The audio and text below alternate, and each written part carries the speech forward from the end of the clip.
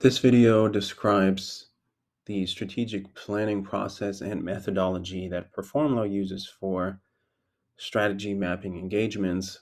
So what we will cover in the video are the process steps, the tasks, and the deliverables of our strategy planning. Here's an overview of the process steps. We will start with an information request. We will distribute a survey, analyze that as well as your financials. Then we will schedule a few follow-up interviews, move on to mapping out the strategy moving forward, and then based on that, create a detailed project plan, and then ultimately present that to the firm. Now, the survey is split into a few components. We will ask questions on firm's institutional values, so that would be your mission, your firm values, your cultural values, and your vision. We will ask you about the external and internal environment of the firm, so your competitive advantages, your strengths, differentiators, as well as challenges, your own ranking of your client performance, as well as trends that you may have identified. And internally, we'll look at overall operational performance, and then more detailed, the people, the processes, and tools involved in your operation. And then lastly, we will look at strategic and financial goals. So we will assess your operational priorities, your stance on technology, organizational development, and then general strategic goals you may have formulated already. And then the last step here would be the financial goals you may have. So we want to outline your financial priorities related to revenue, profit, as well as cost. Information request is fairly straightforward. Here are a couple of reports that we will ask you to provide us with, which you can either send us directly or you can give us access to your system remotely. So typically that will involve timekeeper reports, other employee statistics, origination and client information, as well as your financial statements.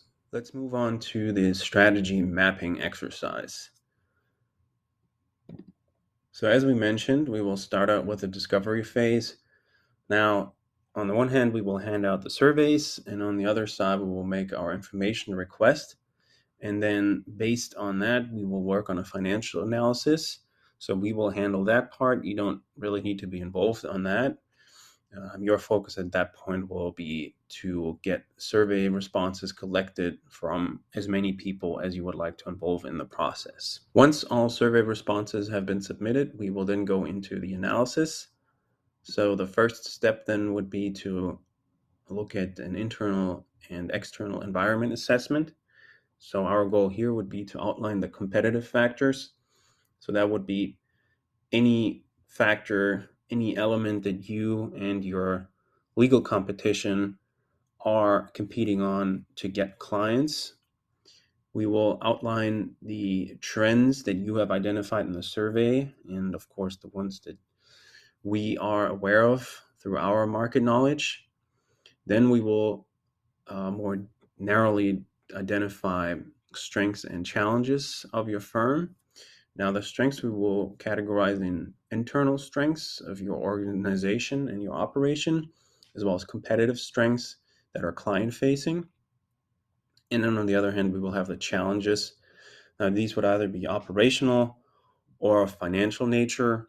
So at this point, we will bring the financial analysis that we are putting together as you are submitting the survey responses, and we analyze the survey into this, and we will essentially reconcile that financial analysis with the strategic survey assessment. Then we will move into the institutional definition. So based on your responses on what the firm's vision is, the firm's mission is, and which values the firm has applied or is applying, we will, try to turn that into a statement, a vision statement, a mission statement, as well as a value statement. So this may involve some work with the firm where we will either during the interviews or during other meetings turn this into a consistent formulation for the whole firm. So that'll essentially inform, the long-term outlook for the firm. And then all the strategic and financial goals and strategies will be tied to this vision. Once the survey analysis and the financial analysis are completed, we will then move into putting together the strategic plan. Now, we apply the following structure for that. We will identify goals and objectives. So, your high level main goals for the firm moving forward, and then the measurable objectives attached to these goals. And then on the other hand, we will have strategies and tactics. So, which strategies will you apply, and what are the tactical elements of these strategies to realize your objectives and your goals? Now, goals and objectives we will categorize into strategic and financial. Now, strategic ones would typically be categorized as either issue prevention goals and objectives, problem solving goals and objectives, or innovation and growth objectives and goals. And on the financial side, they would either be focused on revenue related outcomes, cost related outcomes, or profit related outcomes. And as we said, after we've formulated these goals and objectives, we will tie specific strategies and tactics to those. So as we do that, we will then move into the actual project plan we will give you as a deliverable.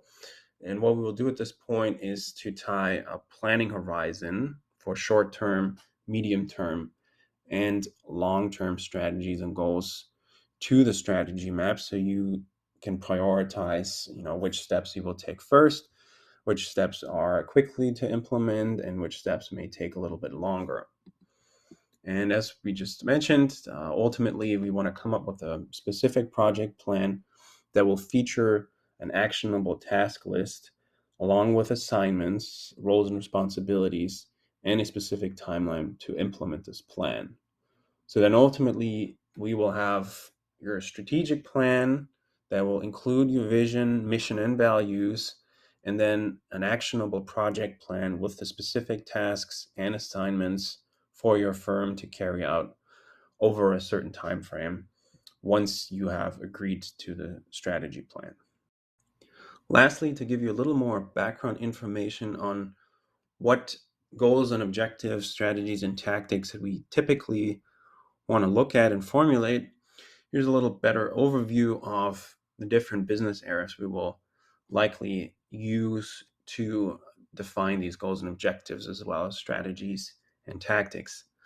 So, typically we will formulate these in the areas of productivity, financial management, leadership and management, communication, organizational behavior, the office infrastructure, business development, talent acquisition and retention, IT, staff development, staff growth, and the firm culture.